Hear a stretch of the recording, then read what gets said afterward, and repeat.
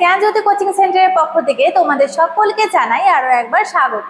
তো তোমরা যারা বাঁকুড়া ইউনিভার্সিটির অধীনস্থ বিভিন্ন কলেজগুলিতে ফার্স্ট সেমিস্টার মেজর এডুকেশন নিয়ে পড়াশোনা করছো, তাদের জন্য কিন্তু আমরা প্রতিদিন একটি করে বিষয় নিয়ে আলোচনা করছি।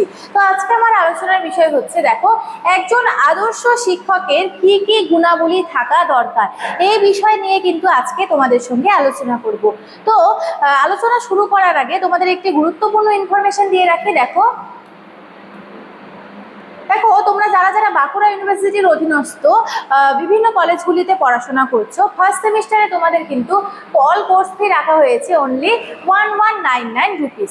ঠিক আছে, এর মাধ্যমে কিন্তু অর্থাৎ কি এটা কিন্তু শুধু তোমাদের মেজর, যারা তোমরা মেজর নিয়ে পড়াশোনা করছো তাদের জন্য। ঠিক আছে, এবং যারা মাইনর নিয়ে পড়াশোনা করছো তাদের কিন্তু কি হচ্ছে, মাইনর যে তোমরা যদি মাইনরের কোর্সটা নিতে চাও তাহলে কিন্তু তোমাদের 699 রুপিস কিন্তু পে করতে হবে। তো তোমরা যদি হলো মেজরের জন্য তোমরা যদি নোটসপত্র নিতে চাও তাহলে কিন্তু আমাদের এই যে দুটো নাম্বার দেখতে পাচ্ছ, এই দুটি নাম্বারের মধ্যে যে কোনো একটি নাম্বারের সঙ্গে যোগাযোগ করতে পারো।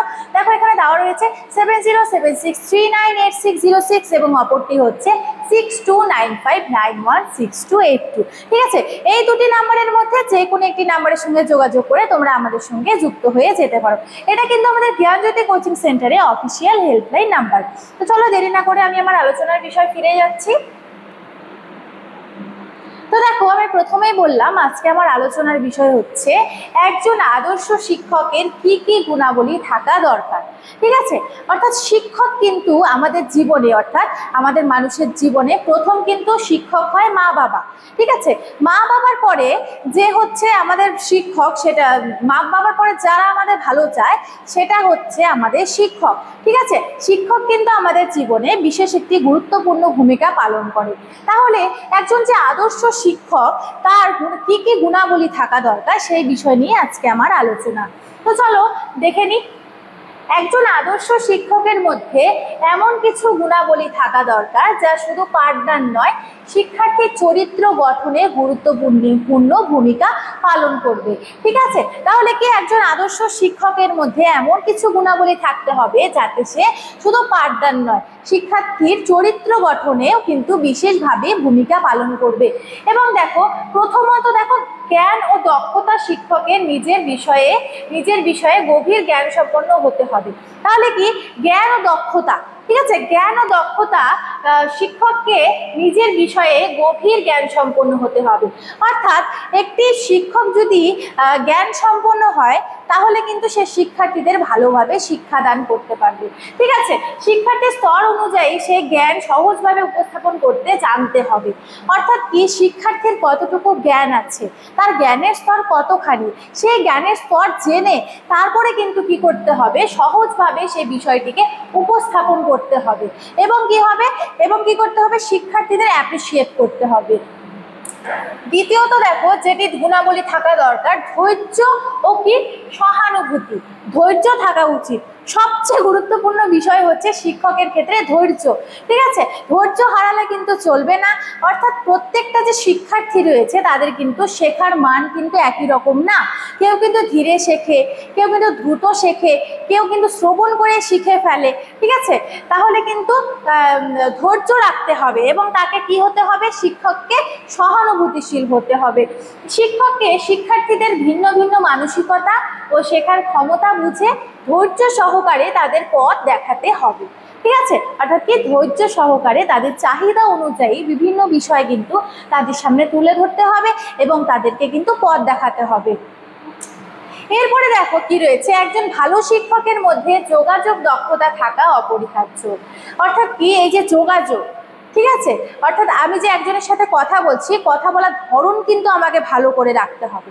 এই কথা বলার ধরন যদি ঠিক থাকে তাহলে কিন্তু অনেক সমস্যা সমাধান হয় শিক্ষার ক্ষেত্রে। ঠিক আছে, আমরা দেখো শ্রেণীকক্ষে এমন কিছু টিচার পাবো যাদের হচ্ছে প্রথম আমাদের তাদের হচ্ছে বাক্য শুনতে কিন্তু আমাদের অসুবিধে হয়, কিন্তু সময়ের সাথে সাথে কি হয়, আমরা অভ্যস্ত হয়ে যাই। ঠিক আছে, তো এরকম সমস্যা কিন্তু ক্লাসরুমে হতে পারে। সে কারণে কি হবে, যোগাযোগের দক্ষতা যে রয়েছে, দক্ষতা থাকা কিন্তু অপরিহার্য। তিনি যেন স্পষ্টভাবে ব্যাখ্যা করতে পারেন এবং কি করতে পারেন, শিক্ষার্থীদের উৎসাহ দিতে পারেন প্রশ্ন করতে। অর্থাৎ প্রশ্ন করা কিন্তু একটি খুব গুরুত্বপূর্ণ বিষয়। প্রশ্ন কিন্তু এখনকার স্টুডেন্টরা করতেই চায় না, ঠিক আছে। এমনকি আমাদের সময় আমরা কি করতাম, যে প্রশ্ন করতে ভয় পেতাম, ঠিক আছে, যে প্রশ্ন করব আমাকে কি বলবে, আমি যদি না পারি পাশে বেঞ্চে আমার কিন্তু বন্ধুরা হাসবে, আমরা কিন্তু অনেক সময় ভেবে থাকি। তো শিক্ষককে কি করতে হবে, এই যে প্রশ্ন করা, শিক্ষার্থীদের প্রশ্ন করার জন্য কিন্তু আগ্রহ দিতে হবে, যাতে তারা প্রশ্ন করতে ভয় না পায়, লজ্জা না পায়, ঠিক আছে। এর পাশাপাশি কি করতে হবে, শিক্ষকের নিষ্ঠা ও সততা শিক্ষার্থীদের নৈতিকভাবে দৃঢ় হতে কিন্তু সাহায্য করে। এরপরে দেখো, শিক্ষক নিজে যদি সময়নিষ্ঠ, পরিশ্রমী ও নীতিবান হন, তবে শিক্ষার্থীরাও সেই গুণ অর্জন করেন। অর্থাৎ কি, আমরা যদি টিউশন যাই, যদি আমাদের পড়ার টাইম থাকে 5টা, আমরা যদি 6টায় ঢুকি তাহলে কি হবে, অর্থাৎ টিচার যদি 5টা টাইম দেয়, টিচারকেও কিন্তু 5টার দিকে আসতে হবে এবং স্টুডেন্টকেও কিন্তু 5টার দিকেই আসতে হবে, ঠিক আছে। তাহলে কি টাইম মেনটেন করাটা কিন্তু সবচেয়ে গুরুত্বপূর্ণ। এই যে বিষয়টা টাইম মেনটেন করা, এটা কিন্তু শিক্ষকের মধ্যে থাকলে তাহলে কিন্তু তার শিক্ষার্থীদের মধ্যে এটা ভালোভাবে আসবে, ঠিক আছে। সেক্ষেত্রে আমরা কি বলতে পারি, শিক্ষকের যে ভালো গুণ রয়েছে সেটা কিন্তু শিক্ষার্থীদের মধ্যে চলে আসতে পারে। এরপরে দেখো, এছাড়া সৃজনশীলতা, উদ্ভাবনী চিন্তা শিক্ষকের আরো একটি গুরুত্বপূর্ণ গুণ। তাহলে কি, একজন শিক্ষক যে রয়েছে, শিক্ষকের কি গুণ থাকা দরকার, সৃজনশীল চিন্তা ভাবনা করা, ঠিক আছে। সৃজনশীল চিন্তা ভাবনার দ্বারা সে কিন্তু সমাজকে এগিয়ে নিয়ে যেতে পারবে এবং শিক্ষার্থীদের মধ্যে ভালোভাবে জ্ঞান সঞ্চার করতে পারবে, ঠিক আছে। শিক্ষার্থীদের আগ্রহ ধরে রাখতে নতুন পদ্ধতিতে পাঠদান করা প্রয়োজন এবং সর্বোপরি একজন শিক্ষককে হতে হবে প্রেরণাদাতা ও আদর্শ ব্যক্তিত্ব, যিনি শিক্ষার্থীদের শুধু পরীক্ষার জন্য নয়, জীবনের জন্য প্রস্তুত করেন। তাহলে কি, একজন শিক্ষকের মূল বিষয়বস্তু কি, শিক্ষকের মধ্যে সবচেয়ে গুরুত্বপূর্ণ যে দক্ষতাটি থাকা দরকার, ঠিক আছে, সেটা হচ্ছে কি, প্রেরণাদাতা। শিক্ষককে কিন্তু প্রেরণাদাতা হতে হবে। অর্থাৎ আমি যে একটা জিনিস শিক্ষার্থীদের শেখাবো, শিক্ষার্থীরা কিন্তু সেটা অর্জন করতে পারছে কিনা সেটা কিন্তু দেখতে হবে এবং তারা যদি প্রথমে বুঝতে নাও পারে, তবুও তাদের প্রেরণা যোগাতে হবে যে না, তোমরা পারবে, তোমরা হেরে যাবে না, ঠিক আছে। এই যে অ্যাপ্রিসিয়েট করা, অর্থাৎ কি, প্রেরণাদাতা কিন্তু শিক্ষককে হতে হবে। এটা কিন্তু শ্রেণীকক্ষে সবচেয়ে গুরুত্বপূর্ণ একটি বিষয় শিক্ষকের গুণাবলীর মধ্যে, ঠিক আছে।